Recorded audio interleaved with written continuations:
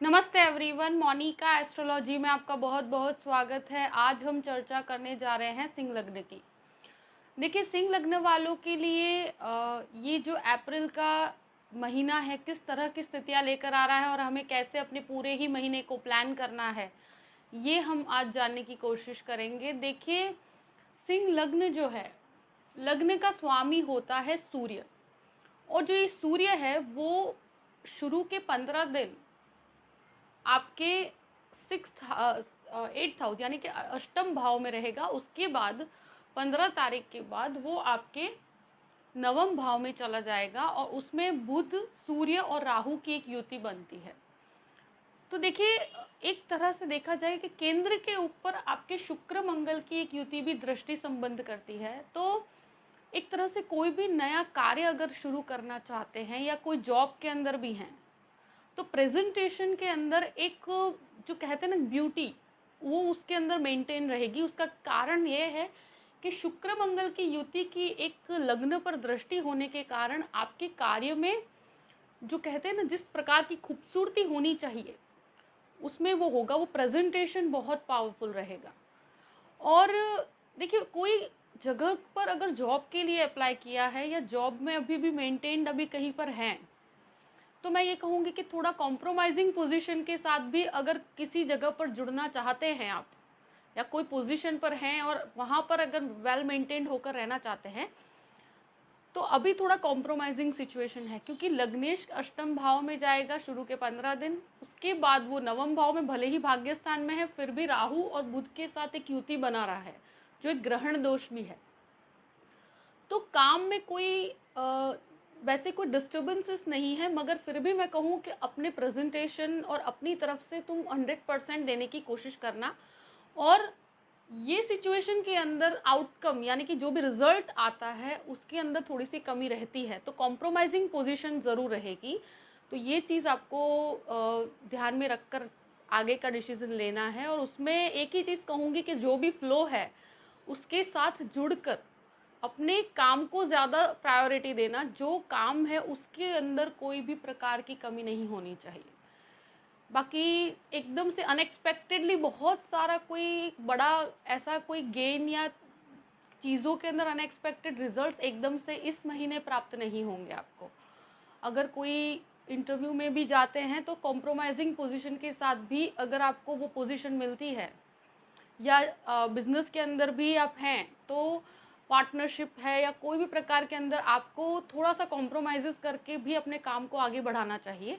ये महीना थोड़ा इस प्रकार की स्थिति क्रिएट करता है, मगर ये आपको एक प्रेजेंटेशन में बहुत मजबूत बनाता है।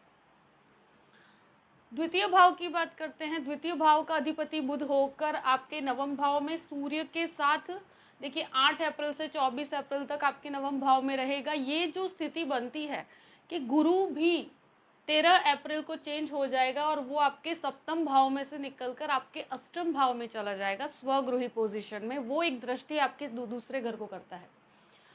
तो ये स्थिति के अंदर क्या होता है, देखिए जब आपका दूसरे भाव का स्वामी खुद राहु के साथ है, तो ये चीज़ों में कभी कभी इन्वेस्टमेंट्स गलत हो जाते हैं। मगर गुरु की दृष्टि जब 13 तारीख के बाद आपके द्वितीय भाव में पड़ेगी, तब एक तरह से देखा जाए कि धीरे धीरे आपको ये समझ भी आएगी कि किस प्रकार से आपको डिसीजन लेना है। मगर फिर भी ये राहु की एक भ्रमित अवस्था ज़रूर क्रिएट होती है।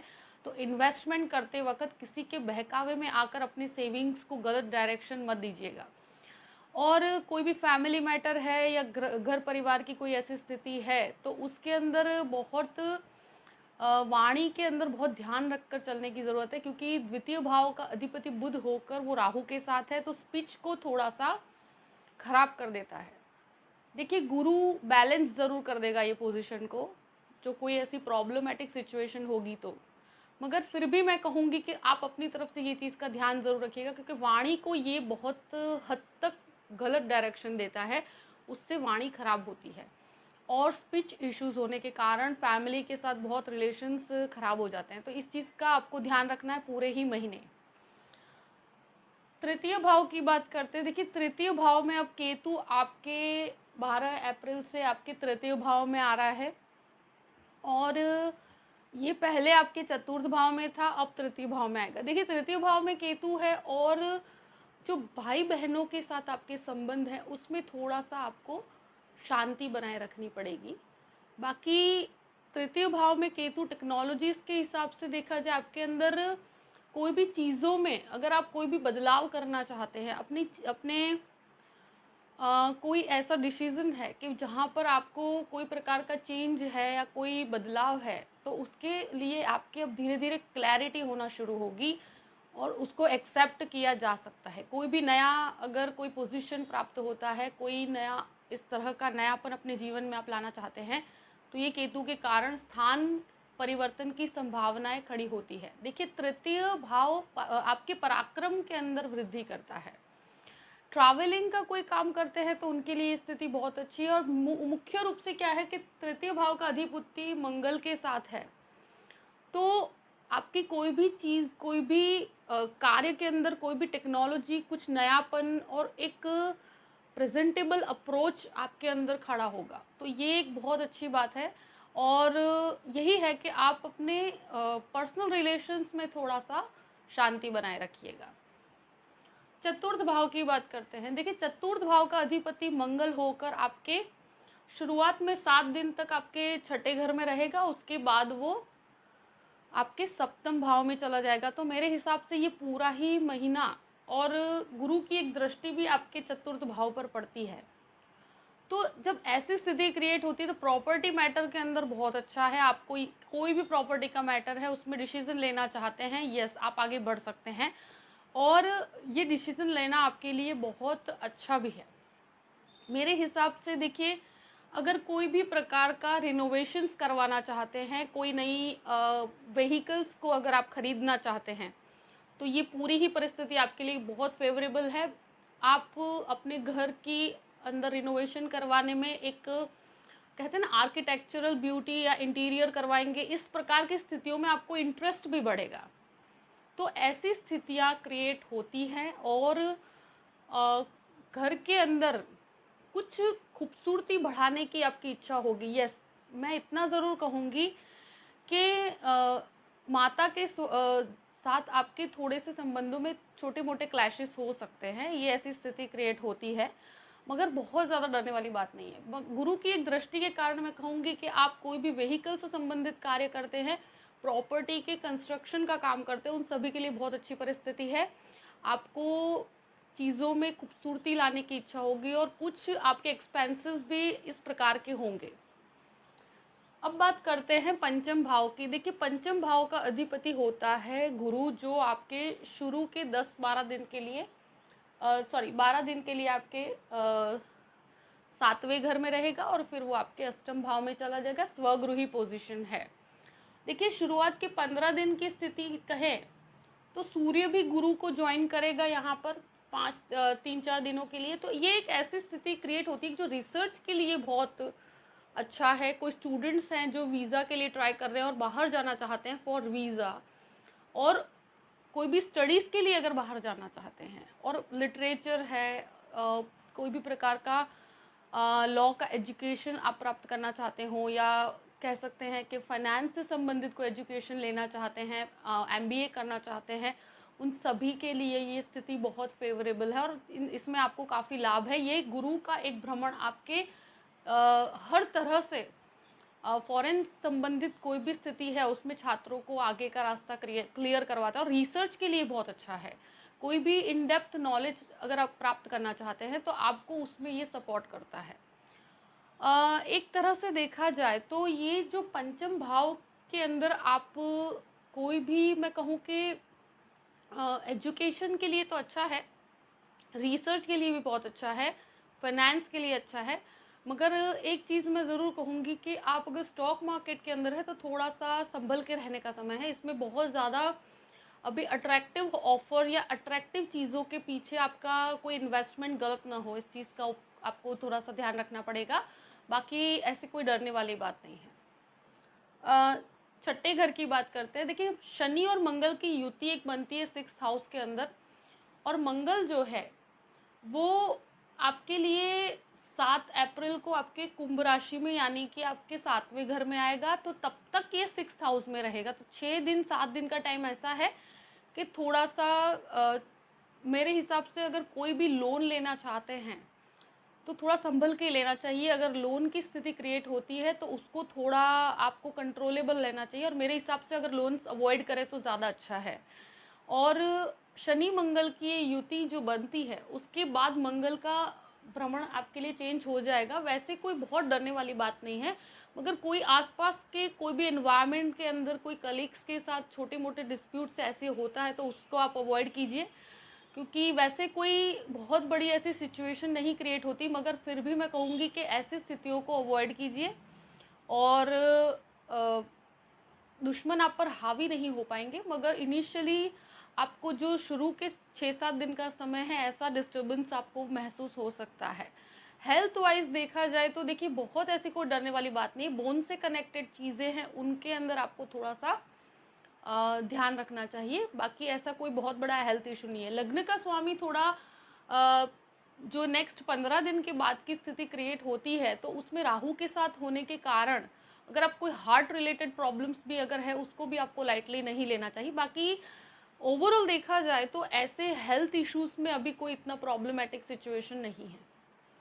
अब बात करते हैं आपके सप्तम भाव की। तो सप्तम भाव का अधिपति खुद शनि आपके 6th हाउस में है और शुक्र मंगल की युति बनती है। देखिए ये स्थिति एक बिजनेस पॉइंट ऑफ व्यू से बहुत अच्छा काम करती है।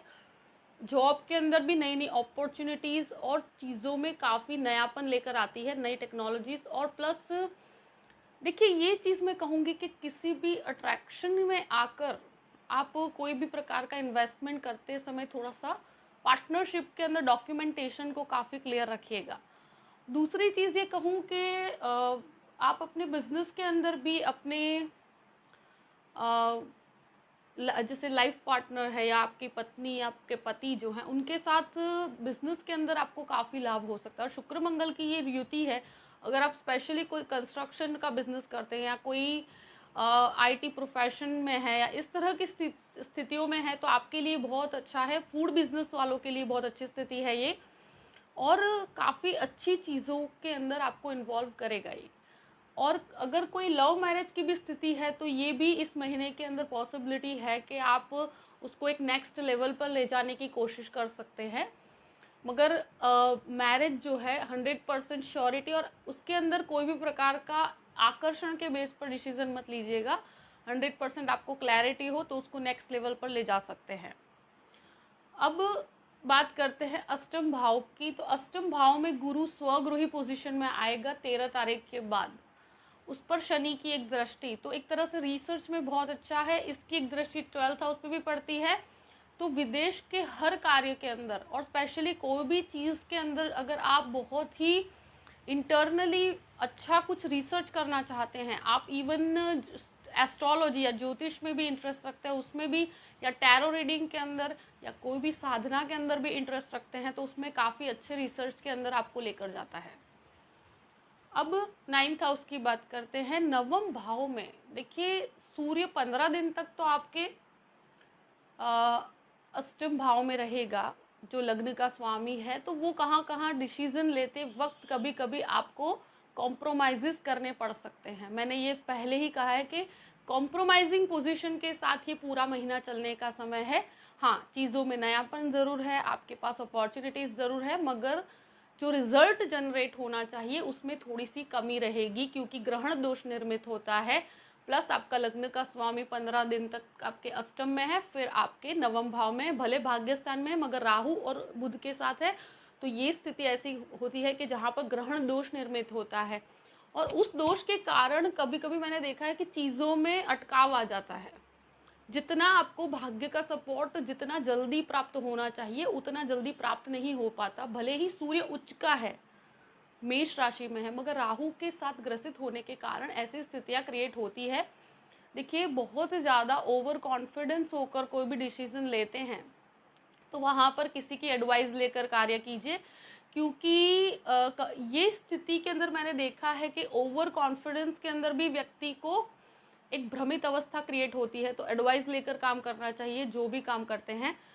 और थोड़ा-सा कॉम्प्रोमाइज़िंग पोज़ीशन हो सकती है, तो उसमें कोई भी प्रकार का आपको जो भी सिचुएशन है उसको एक्सेप्ट करके और उसमें आपके अंदर कुछ भी नयापन लाकर आप इन दूसरे ग्रहों की बेनिफिट उठा सकते हैं।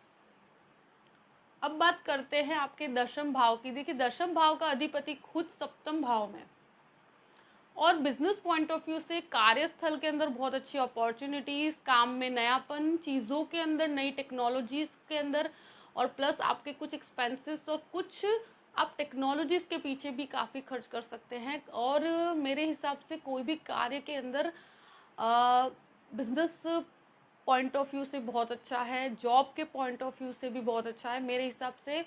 बस ये ही है कि मुख्य रूप से देखिए 11वें भाव की भी साथ में चर्चा करते हैं, तो 11वें भाव का अधिपति भी आपके नवम भाव में है, मगर राहु के साथ है। तो भाग्य के अंदर जो लाभ मिलना चाहिए उसमें कभी कभी कुछ स्तर पर कमी आ सकती है, ऐसा आपको महसूस भी होगा। तो जितना आउटपुट आप चाहते हैं वो एकदम से नहीं मिलेगा, तो उसमें थोड़ा सा आपको शांति बनाए रखना है, बहुत ओवर एम्बिशियस मत होना इस समय के अंदर। मगर आपको कार्य भी बहुत अच्छा मिलेगा, उसके अंदर आपको काफ़ी अच्छे अपॉर्चुनिटीज़, आपका प्रेजेंटेशन कर बताने की भी आपको अपॉर्चुनिटीज़ मिलती है। मगर कुछ ग्रहण दोष का ये जो इफ़ेक्ट है वो आपको पूरे ही महीने एक स्ट्रेस और एक एंग्जाइटी भी क्रिएट करता है, जहाँ पर आपको लगेगा कि आपको ये डिसीज़न लेना चाहिए या नहीं लेना चाहिए। तो वहाँ थोड़ी कॉम्प्रोमाइजिंग पोजीशन, डिसीज़न लेकर कॉम्प्रोमाइज़ करके भी आप अगर उसमें आगे बढ़ते हैं तो उसमें काफ़ी आपके लिए पॉजिटिविटी है। अब बात करते हैं 12th हाउस की। देखिए, 12वें घर के ऊपर एक तो शनि की दृष्टि रहेगी, दूसरा गुरु की एक दृष्टि 12वें घर के ऊपर रहेगी। विदेश के हर कार्य में आपको सफलता है, इम्पोर्ट एक्सपोर्ट का कोई भी कार्य करते हैं, प्लस फॉरेन जाना चाहते हैं, तो 13 तारीख के बाद का समय आपके लिए बहुत सपोर्टिव बेस लेकर आ रहा है, आपके लिए बहुत फेवरेबल है। तो वो कोई ऐसी चिंता वाली बात नहीं है। कोई लीगल मैटर है उसमें भी आपको एक तरह से देखा जाए तो ये गुरु के कारण आपको काफ़ी रिलीफ मिल सकता है। आई होप कि ये वीडियो आपको पसंद आया होगा। सिंह लग्न वालों के लिए जो भी परिस्थितियां हैं वो मैंने आपके सामने रख दी है। देखिए, अगर आप मुझसे कंसल्टेशन लेना चाहते हैं तो डिस्क्रिप्शन बॉक्स पे मैंने अपना ईमेल आईडी दिया हुआ है, astrologymonica@gmail.com।